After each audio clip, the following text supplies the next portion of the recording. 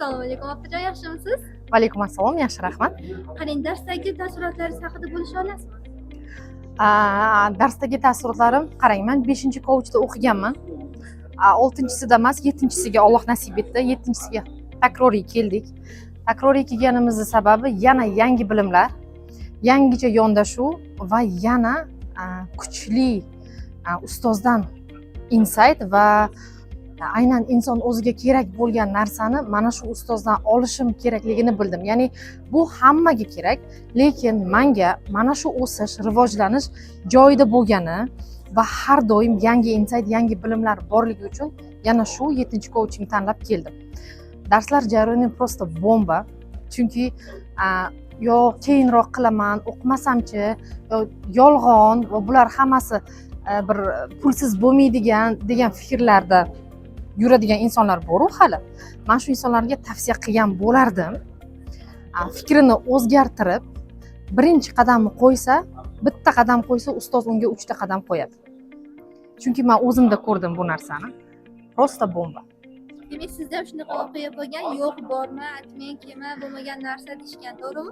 Menda o'zimda bo'lmagan, lekin meni ukamda bo'lgan. Men o'zim ustozni samimiyligi, rostakamiga bilimni bir cho'zib emas, bittada yoritib berganliklari yoqqani uchun yana qayta tanlaganman va Allohga shukr, o'zim bilan ukamni yana qo'shib rivojlanishi uchun mana shu joyda birgamiz hozir. Assalomu alaykum o'rtoqlar. Men ismim Medet Sharipov. Chimkent shahridanman. Yoshim 29da. Hasatas kompaniyasining основательiman. Bizda ishlab chiqarish Chimkent, Taraz, Almat shaharlarida.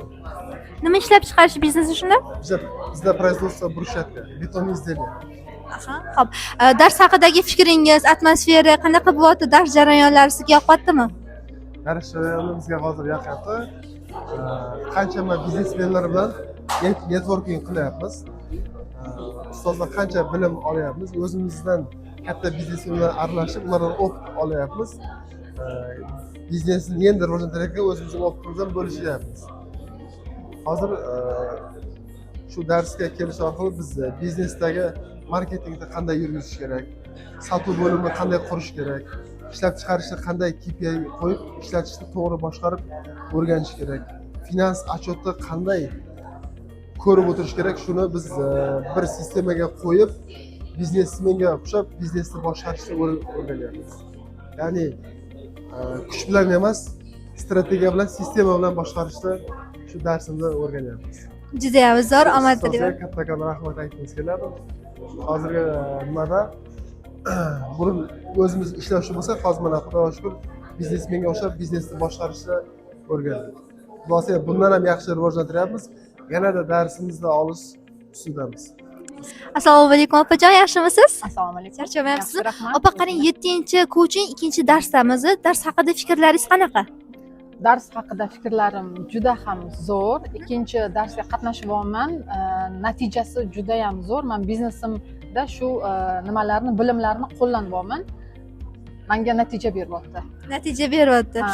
Ha, rahmat. Qarang, darsga kelishingizdan oldin sizga to'sqinliklar bo'ldimi? Bo'lmagan dars bu, kelma degan gap so'zlar bo'lganmi? Gap so'zlar bo'lmadi. Men o'zim Instagramdan ko'rib seminarga keldim. Ilhom aka ustoz Ilhom akani darsiga keldim va sirazi shu O'zbekistonga kelib, o'zim Qozog'istonda turaman. Qozog'istondan shu darslikka qatnashyapman. Menga juda ham yoqyapti. Kimlarga tavsiya beramiz? Hamma biznesmenlarga tavsiya beramiz. Rahmat, assalomu alaykum akajon, yaxshimisiz? Dars haqidagi fikrlaringiz bilan bo'lisha olasizmi? Bo'lishamiz. Avvalambor ustozga katta rahmat. Bizning savdomiz 5x ga oshdi. 5x ga oshdi. Bu degani juda katta sifra. Biz 0 variantga kelganidek. Ayniqsa marketingni qo'llab 5x ga oshdi. Biznesingiz qanaqa yo'nalishda? Klinika biznesimiz.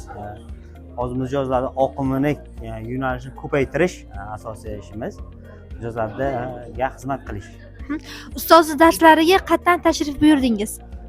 Hozir 2-marta, 3-marta kelib o'qishim. 1-marta 4-coachingni o'qidik. Keyingisi individualga o'qiyapmiz. Hozir 7-coachingni ham o'qiyapmiz. Qatdan keldingiz shunda? Qashqadaryo viloyati Sharqsabz tumanidan. Qashqadaryo va Shahar. Rahmat. Rahmat, sog' bo'linglar.